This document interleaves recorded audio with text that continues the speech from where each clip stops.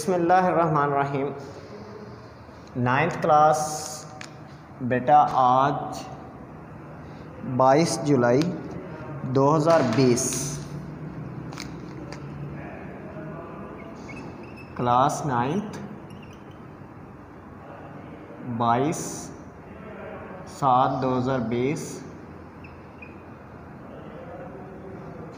का जो हमने टॉपिक डिस्कस करना है वो है properties of positive raise.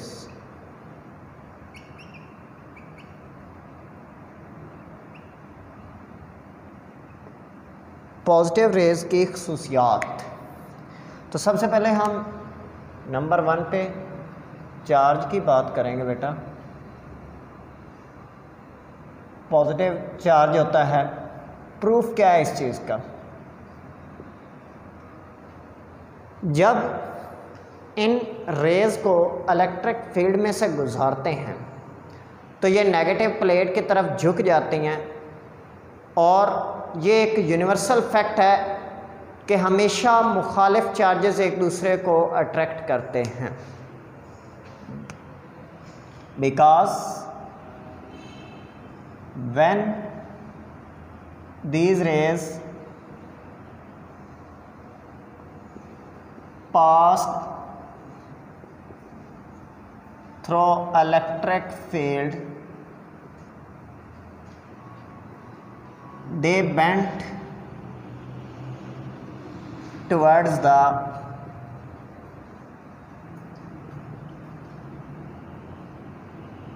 Negative plate. Electric field में से गुजरते हुए ये नेगेटिव टर्मिनल नेगेटिव प्लेट की तरफ झुक जाती हैं, और अगर कोई नेगेटिव की तरफ झुक रहा है तो इटसेल्फ उसके ऊपर चार्ज पॉजिटिव होगा, क्योंकि नेगेटिव का उल्ट क्या होता है? पॉजिटिव होता है। और हम जानते हैं कि हमेशा मुखालिफ चार्जेस एक दूसरे को अट्रैक्ट करते हैं। इसका मतलब कि अगर नेगेटिव की तरफ अट्रैक्शन डेवलप हो रही है तो किस वजह से हो रही है? कि उस चीज़ के ऊपर पॉजिटिव चार्ज है। नंबर 1। नंबर 2, हम इसके ट्रैवलेंस की बात करेंगे।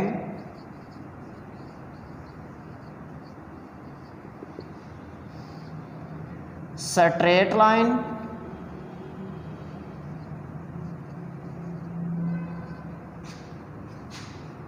पैरेलल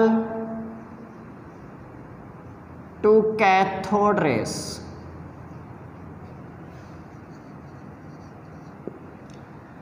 एक तो ये स्ट्रेट लाइन ट्रेवल करती हैं, नंबर 2 वो पैरेलल होता है टू कैथोड रेस। हम स्ट्रेट लाइन की वजाहत पढ़ेंगे। प्रूफ क्या है इस बात का? कि अगर इनके रास्ते में कोई गैर शफाफ चीज़ रख दी जाए, ओपेक ऑब्जेक्ट रख दिया जाए, तो ये उसका अक्स बना देते हैं, जिससे साबित होता है कि ये ख़त मुस्तकीम में सफ़र करते हैं। When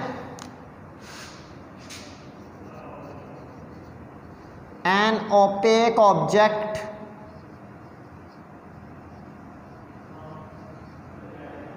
is placed in their path,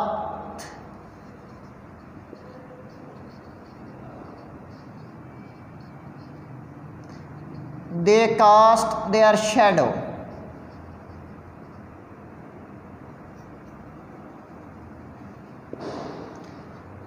ये अपना अक्स बना देते हैं।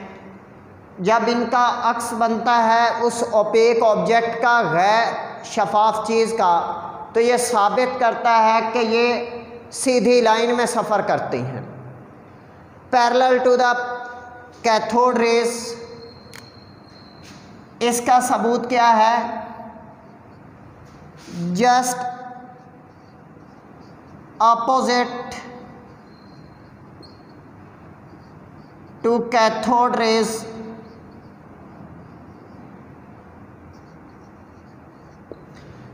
क्योंकि ये कैथोड रेस के मुखालिफ सिमत में सफ़र करती हैं। अगर आपको डिस्कवरी याद हो तो उसमें हमने बेटा ये पढ़ा था कि अगर ये हमारा एनोड टर्मिनल है और ये हमारा परफोरेटेड कैथोड है,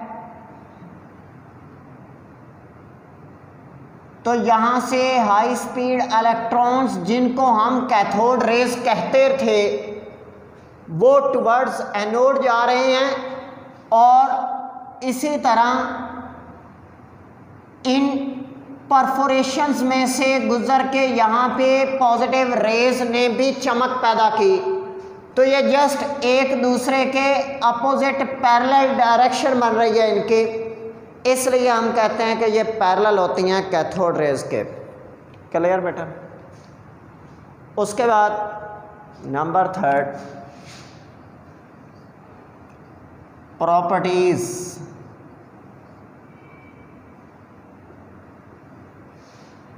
तमाम तर करैक्टरिस्टिक्स प्रॉपर्टीज जो पॉजिटिव रेज की होती हैं वो नेचर ऑफ गैस पर मुनहसर होती हैं, depends upon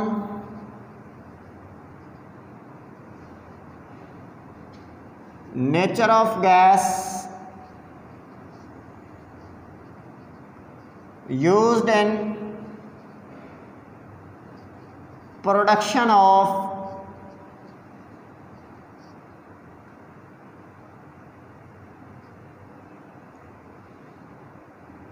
these rays।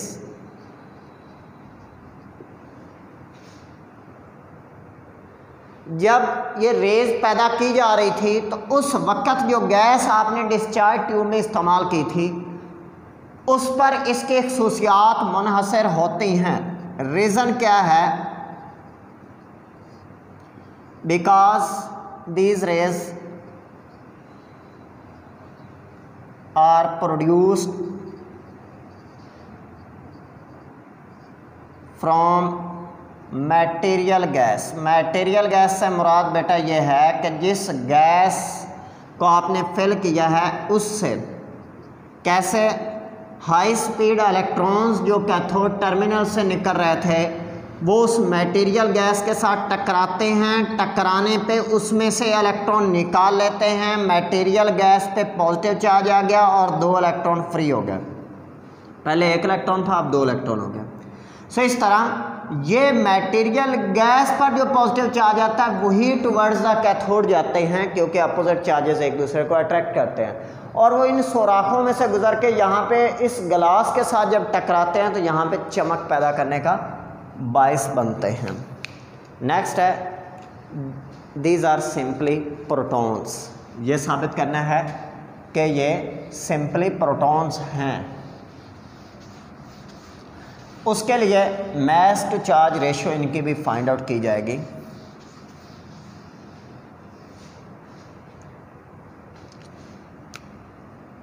Number 4 simply proton. Proof क्या है? Because their charge to mass ratio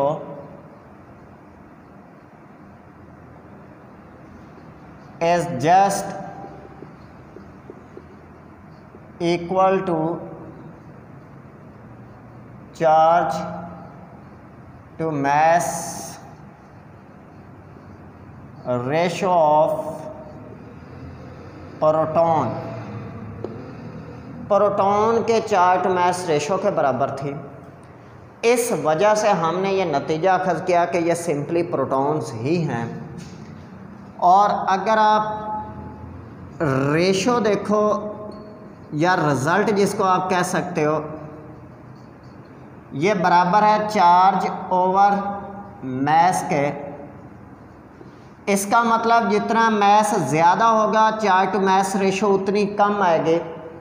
तो याद रखिएगा कि अगर हम पॉजिटिव रेज की चार्ज टू मास रेशो और इलेक्ट्रॉन की charge to mass ratio compare करें तो charge to mass ratio of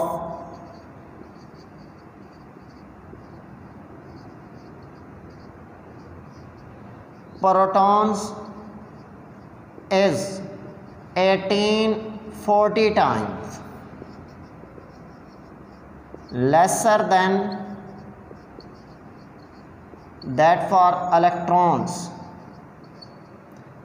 reason इसके क्या हो सकती है बेटा? ड्यू टू 1834 एग्जैक्ट, चूँकि 1836 होता है, आपकी बुक के मुताबिक 1840 टाइम्स है। 1840 टाइम्स हैवियर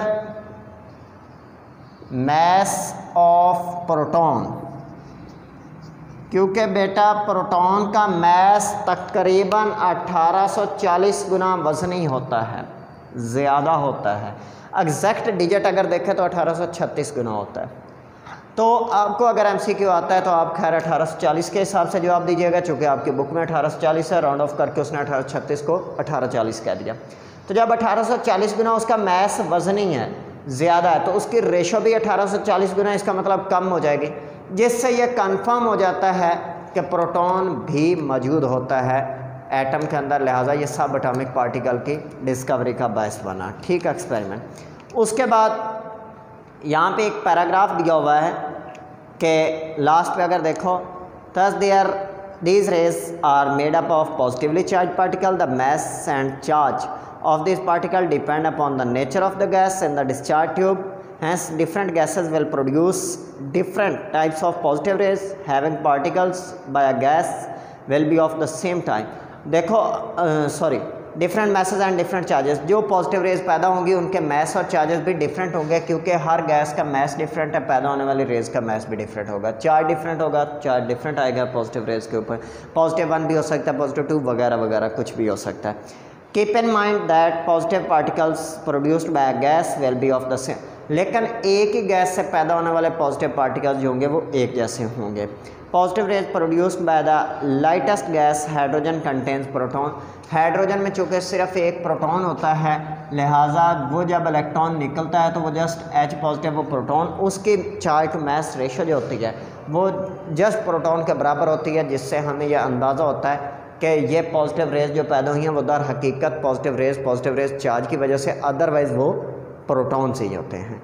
यहाँ तक बेटा आपका आज का टॉपिक था। अगर इसमें किसी भी स्टूडेंट का कोई भी क्वेश्चन हो तो आप लोग बेटा मुझे इनबॉक्स में पूछ सकते हैं, लेकिन एक बात मैं मेंशन करता चलो बेटा कि आप लोग उतना सीरियस हो के काम नहीं कर रहे, आप लोगों को काम करने की ज़रूरत है। उम्मीद करता हूँ कि आप लोग तावन करेंगे। बहुत शुक्रिया बेटा, अल्लाह हाफिज़।